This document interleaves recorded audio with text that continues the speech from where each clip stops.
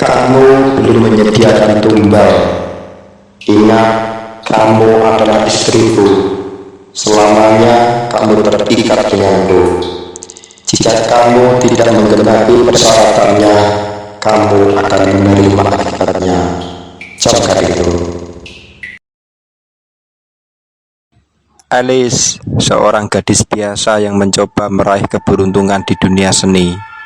Parasnya yang cantik membuat banyak pria tertarik. Suatu hari, desa Alice digemparkan dengan tewasnya seorang pria paruh baya di kebun yang berada di pojok desa, dekat dengan persawahan. Pria itu bernama Hong Chua, warga dari desa sebelah yang masih keturunan Tionghoa. Orang-orang yang berdatangan sontak terpana menyaksikan kondisi mayat dengan mulut menganga dan mata terbelalak, seperti orang yang ketakutan karena melihat sesuatu yang mengerikan. Di tubuhnya terdapat banyak bekas cakaran. Darah kental merembes di bekas luka cakaran itu. Desas-desus di masyarakat mengaitkan kematian Hong Chua dengan hal-hal mistis.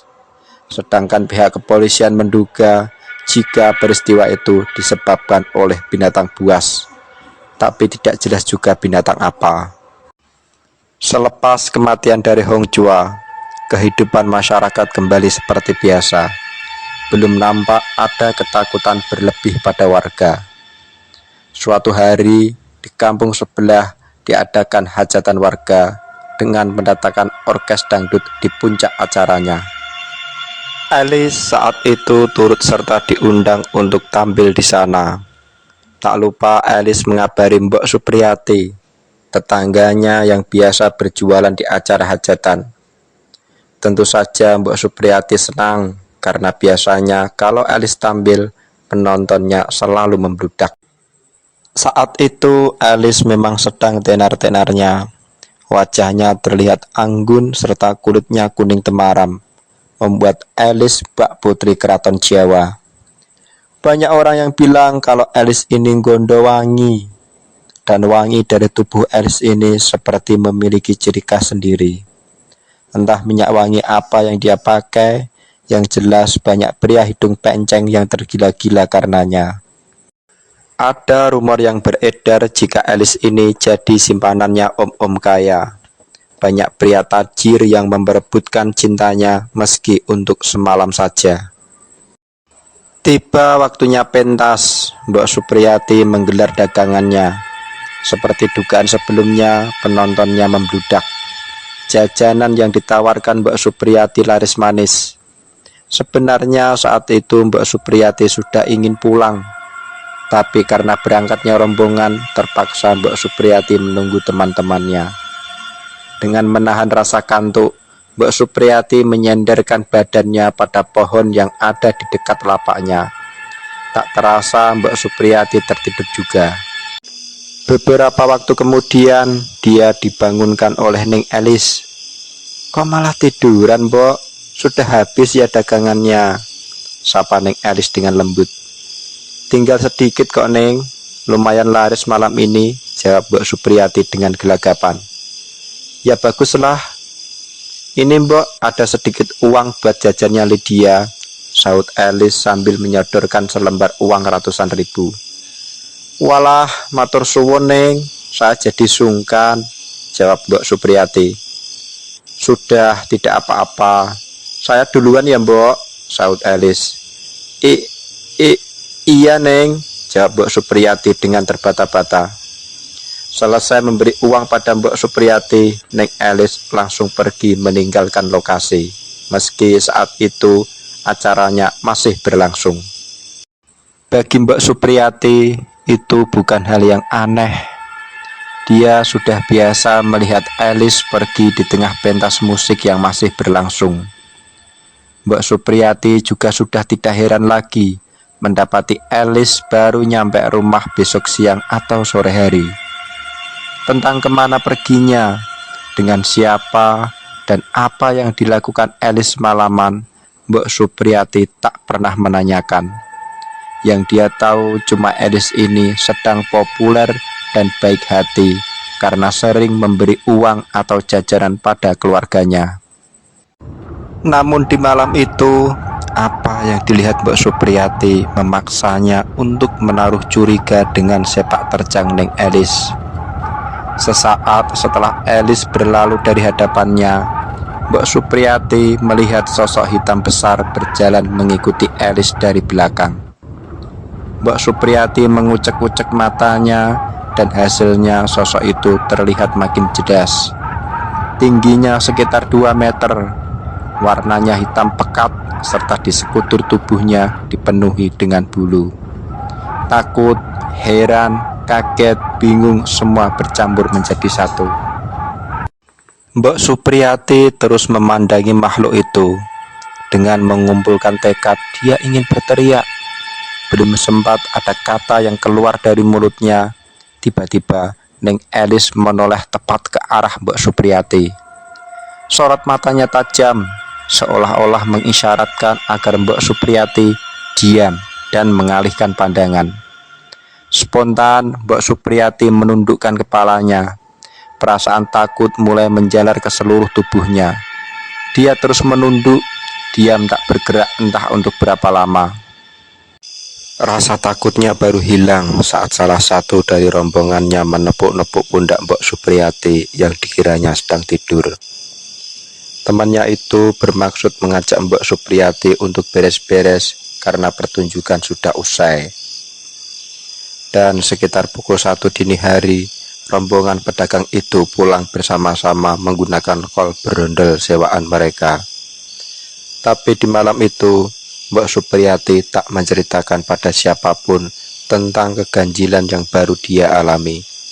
Namun sejak malam itu, kecurigaan mulai merasuk ke hatinya. Sesampainya di rumah, Mbok Supriyati langsung rebahan di kamar.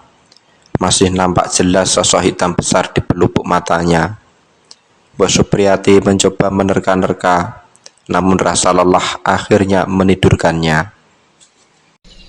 Keesokan paginya, Lydia, putri sematawayangnya Mbok Supriyati, mencoba membangunkannya.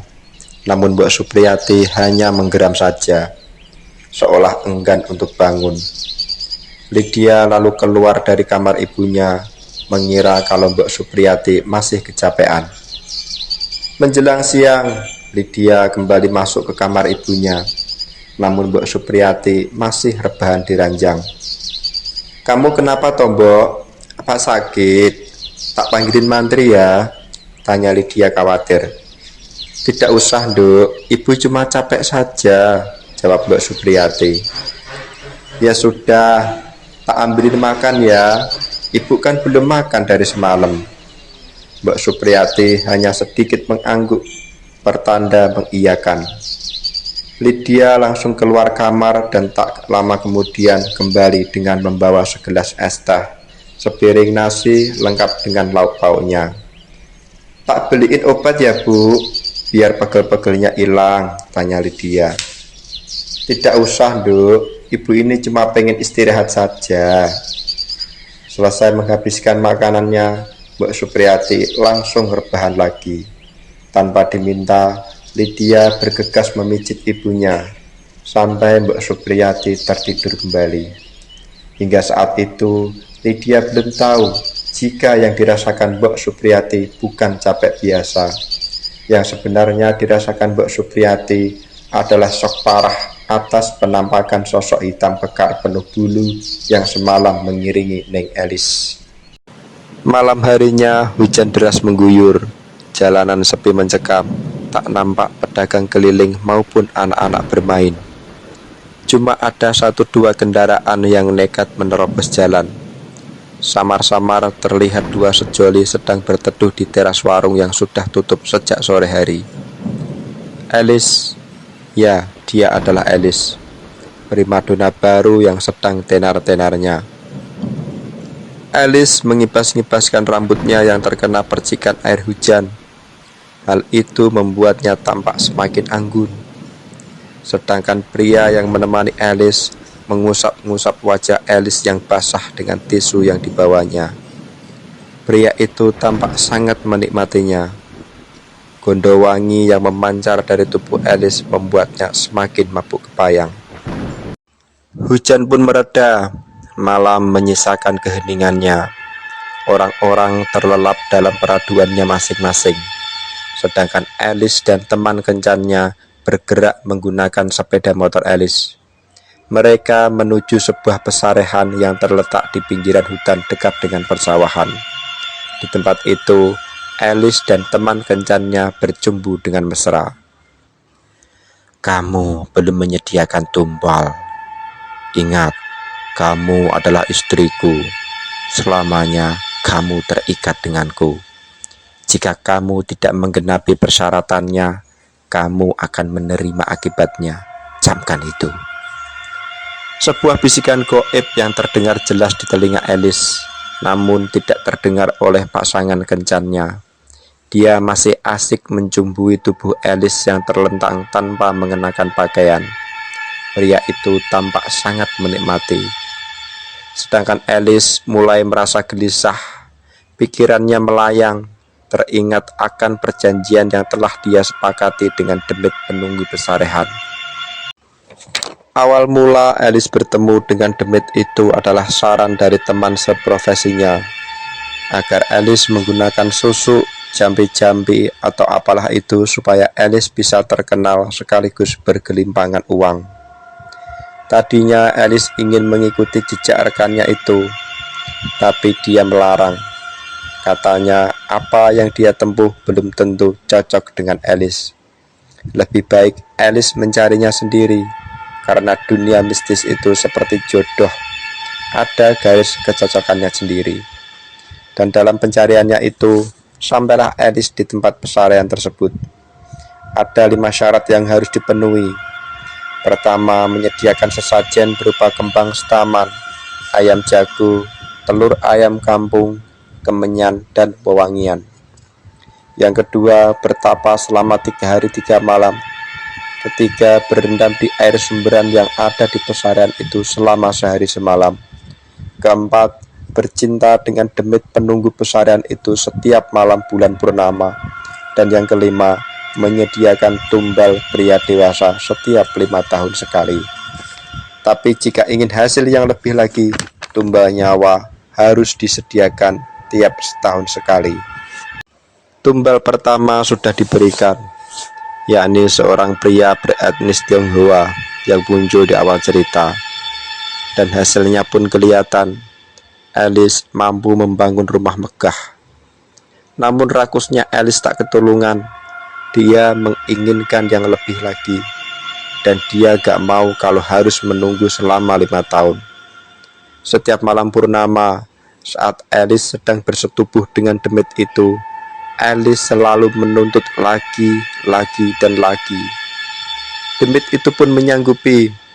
Hasilnya nama Alice cepat populer. Uang mengalir dengan mudah. 3 mobil terparkir di garasinya. Sawahnya mencapai puluhan hektar, serta rukonya tersebar di beberapa kota.